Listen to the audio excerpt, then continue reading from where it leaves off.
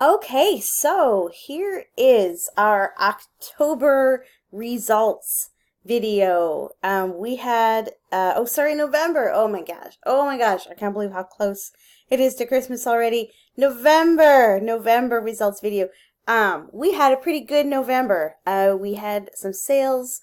We ran a few promotions. We listed a lot of stuff in our store, and we sold a lot.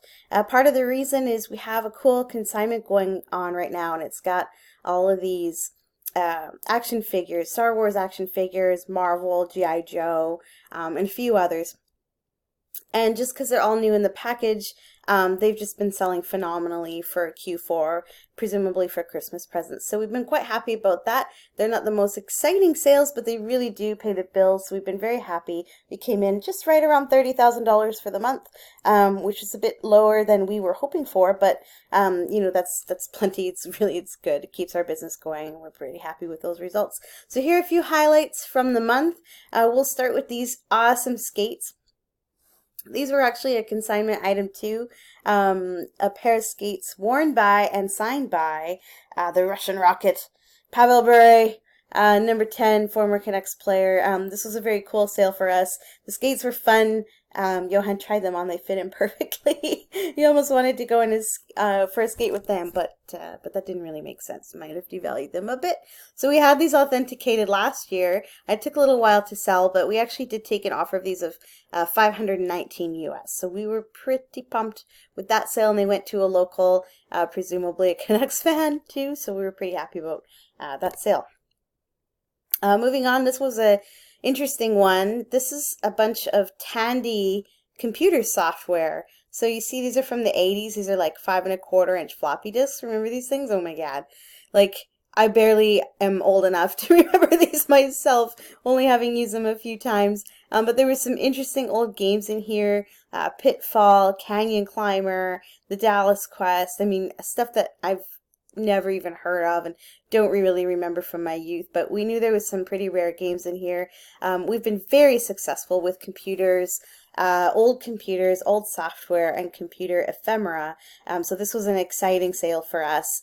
We also took a slightly lower offer on this one, but it was still well over $100 US. So we're very happy to get all of these, this binder of goods out to our buyer. This was our largest sale of the month, a vintage Leica M2. Now, I think it's important to share positive stories as well as learning experiences. This Leica did sell at full price, but we're still dealing actually with a resolution with the buyer, who believes that the company that we got to do a clean, lubricate, and adjustment on this camera did not do a good job. So unfortunately, we're having a bit of a challenge with this one. We may end up getting it back. It was a huge sale for us. We were very excited about it, and we had actually significant money invested into this one.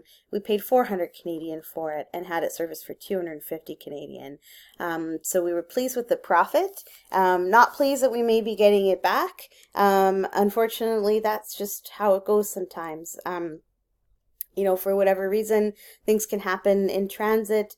Who knows? But hopefully when we get it back, we can bring it back to the place where we had it serviced, have them look at it, and hopefully they'll be able to do something for us. So that's just how it is. Our biggest sale of the month. We don't often sell things over $1,000. It's too bad this one doesn't seem to be working out, but we will sell it again, and it'll be fine.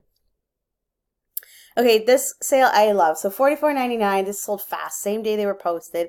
What I love about these handcuffs is everything about the buyer. So the buyer sent me a message about how he had, at a very young age, actually suffered a stroke and had previously been a magician, an illusionist, kind of a escape artist. But he had to quit because of his health issues. And so instead he collects restraints as a hobby, and says he has over 900 in one of the larger collections in the United States. So I assume he was pleased to add these to the collection. We were very happy to sell them. I just felt like he was the perfect buyer for this. So I love this sale. It's not always the biggest dollar items that bring you the most joy. I was just super pumped. And actually, these were hanging in our shop for months on a nail. we just walked by them every day and finally thought, let's get rid of those. So off they went. This sale I like, this Wedgwood teacup. This is a very popular pattern called Ruby Tonkin. These are from the 1960s. This thing is like basically never used. It was actually sitting in our eBay room of listed items for at least a year, maybe a couple years. And I thought it was listed, and then doing some organizing one day I found, oops, it wasn't. So I put it up. It sold inside of 2 weeks for $100 full price. Beautiful teacup and saucer, and I think the buyer is very happy. This knife is another cool sale, and this is another thing that sat in our shop for a couple of years before we ended up getting around to posting it. It's actually from the same storage locker that we won at auction, where we sold that Wedgwood teacup that I just showed you. So it's just an old knife. The La Trompette branding was barely visible on the knife. Both of us missed it the first time and then caught it the second time around. And it's a pretty cool piece. There was actually a few butchers and chef's knives left over from that unit. We still make money on this unit. I mean, at least every week and almost every day we sell something from this unit. It's one of the best storage lockers we ever bought. So anyway, pretty happy with this sale at $108 US for something that I didn't even know we had, and it sold relatively quickly. Very cool sale for us. And finally, one more that I'll share with you is this ribbon of war medals. Now, I understand that a lot of people don't like to sell war medals, and I get all of the reasons behind it. You know, we should be respecting our veterans, but sometimes the buying and selling of these types of awards who were given to people who really risked it all in the military to protect our way of life. A lot of people don't like that and don't think that these things should be bought and sold, and they should stay either in museums or, of course, in the families of the relatives of the people who served. So these are always a tough one for us. We have sold war medals before.